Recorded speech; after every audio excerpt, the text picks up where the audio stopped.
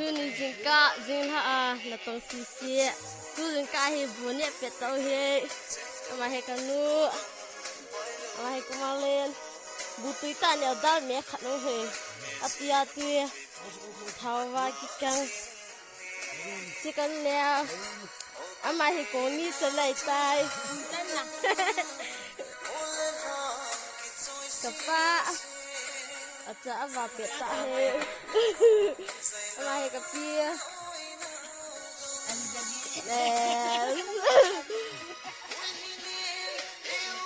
Kapaneo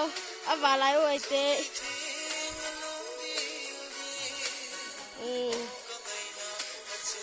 kan akan nau anyo pen pa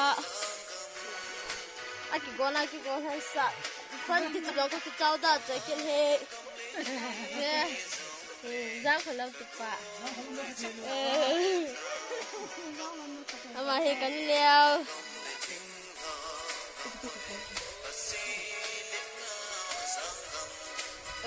kan ni lai he chi kalau oi mo ke wang ai ke chi thum lang be la tenga ka chi bu he oi dan ni an ma lu he kalau he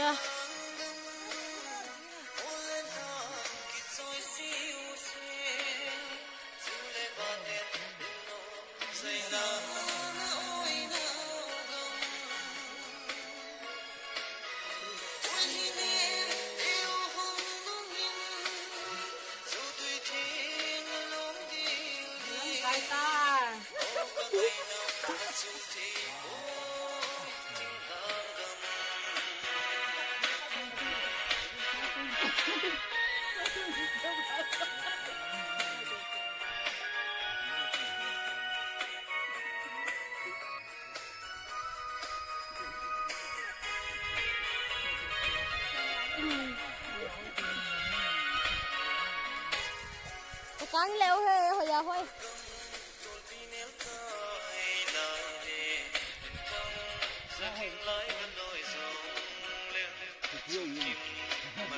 Hồi đan he.